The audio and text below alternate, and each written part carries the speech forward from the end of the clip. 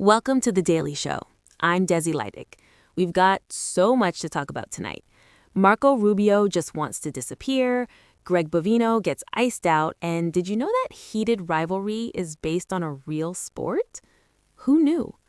Let's get into the headlines. There is so much chaos in the news lately, it is truly overwhelming. And if President Trump has you feeling exhausted and wanting to hide under a blanket, you're not alone. Marco Rubio admitting he hides from President Trump during his naps on Air Force One, even cocooning himself in a blanket to cover his head. He says he knows the president never sleeps on the plane and will prowl the hallways to see who's awake. Quote, I want him to think it's a staffer who fell asleep. I don't want him to see his Secretary of State sleeping on a couch and think, oh, this guy is weak. Oh, Marco. Trump isn't going to think you're weak because you're napping. He's going to think you're weak because you're a pussy. I mean, come on. You don't have to cover yourself in blankets. If you want the president to ignore you, just be a jobs report or a middle-aged woman wearing pants. By the way, how is this guy suddenly the sleep police? He's like my laptop. If you don't touch him for 5 minutes, he just shuts down. But I can see why the people in the Trump administration want to lay low and cover up right now. The whole country is outraged over their fascist cosplaying in Minneapolis, and none of them want to take the blame for it. Unfortunately for him, Border Patrol Commander Greg Bovino has become the face of the immigration crackdown in that he's the only one not hiding his face. People have been demanding his firing, but if there's one thing we know about President Trump, it's that he has always been a loyal man to his staff and to his wives and to his mistresses. And he is not going to toss out Greg Bovino just to cover up his own culpability. Reporter 1, sources telling ABC News Border Patrol Commander Gregory Bovino is out as part of a staffing shakeup. The controversial commander has been reassigned to his regular job along the U.S.-Mexico border. Oh, no. Adios, bitch. Man, do you know how badly you have to be at immigration enforcement that you get deported to Mexico? Whew. That's an embarrassing demotion by any standards. The Department of Homeland Security has been insisting this is not a demotion for Bovino. Oh, of course not. We're not throwing you under the bus. We're throwing you onto a bus and sending it far, far away. But still, there seems to be some confusion here.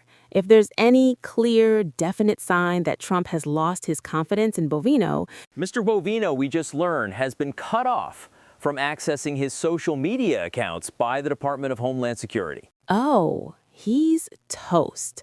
This administration practically runs on shitposting, so there's no greater punishment to them than telling someone, turn in your badge and your dank memes. I'm just kidding. They don't have badges. I can't believe that no more screen time works on both 8-year-olds and the head of a fascist death squad. Wow, technology is really powerful. Powerful stuff. So it looks like Greg Bovino is gone, not to be confused with Dan Bongino, who is also gone. If there's anyone in the Trump administration named like Mike Bovino, that guy is effed, let me tell you. So now Trump has a problem. He needs to find a replacement for Bovino. Does anyone have an idea? And I mean anyone.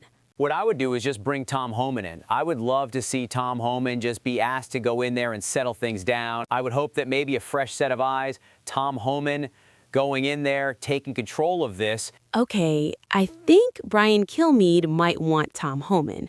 For those who don't know, Tom Homan is Trump's border czar, seen here eyeing a paper bag filled with $50,000. But this is Kilmeade, okay? He's a Fox and Friends host. He's not a cabinet member. Just because he's spitballing ideas on camera doesn't mean that Trump is actually going to do exactly what he's suggesting 20 minutes later. Reporter 3, the president just posted on Truth Social moments ago. He says, I am sending Tom Homan to Minnesota tonight. Well, shit me in the face. They say TV is dying, but there's still power in it. I mean, God, if Brian Kilmeade can will something into existence, imagine what I could do. Hey, Timothy Chalamet, it's time. Shave that mustache from Marty Supreme. Yeah. I think that was the best use of my power. But the truth is, a suggestion from couch people wouldn't have worked on its own. What worked was what the good people of Minneapolis have done, with their bravery and their determination and sacrifice. It was their unceasing resistance and banding together, in bone-chilling temperatures, mind you, that kept attention on the injustices being committed by ICE, to the point where even conservatives were pushing back.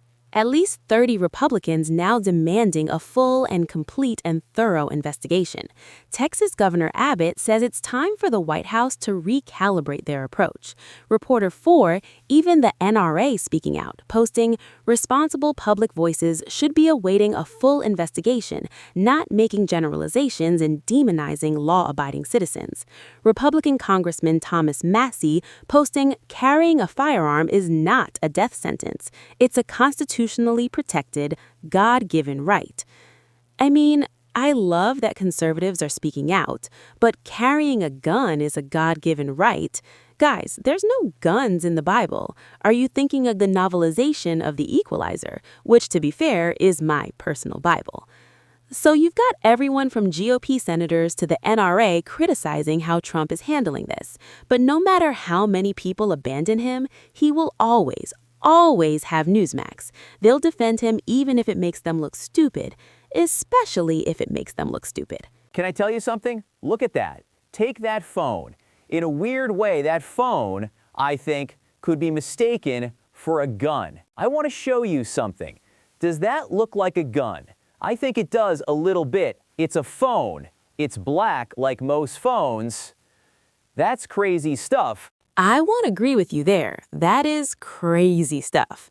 If you think this couldn't be any stupider, never underestimate Greg Kelly. Oh my God, there's a guy over there. Stop. Doesn't that look like a gun?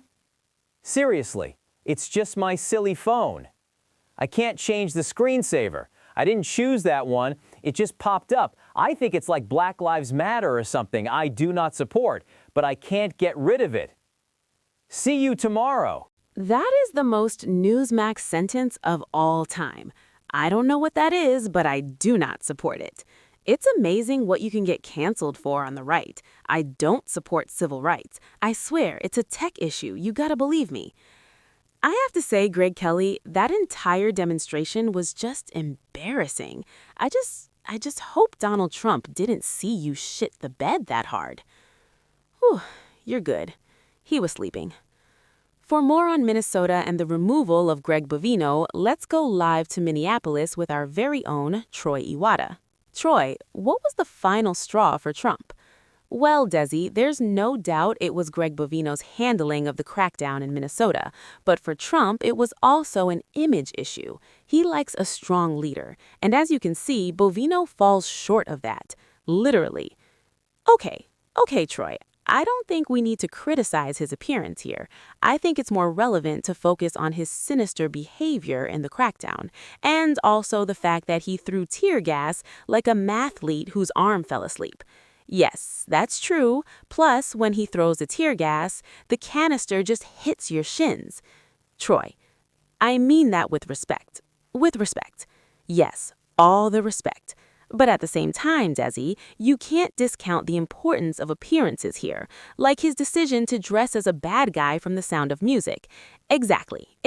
See, that's a performance issue because it's confusing when people can't tell if he's looking for immigrants or the Von Trapp children.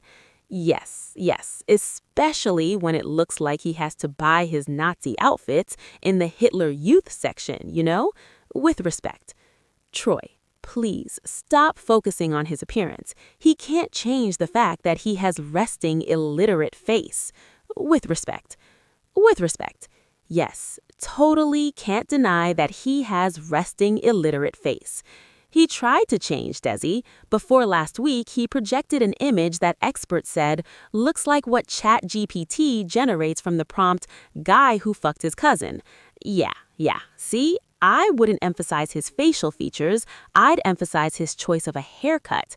How can he crack down on Latinos while asking his barber to give the sides of his head a Brazilian? With respect. Yes, nothing but respect. So much respect. Okay, so how did Bovino try to fix his image? Well, last week, he tried to add glasses to look smarter, but as you can see, that backfired.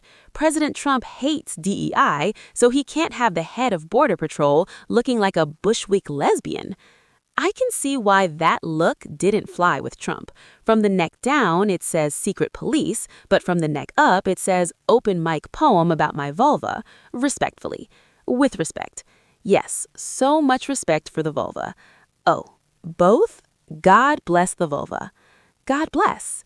You know, regardless of why Bovino is leaving Minneapolis, the important thing is that he is leaving, and that he left with his head held high, looking like a testicle getting shaved before surgery.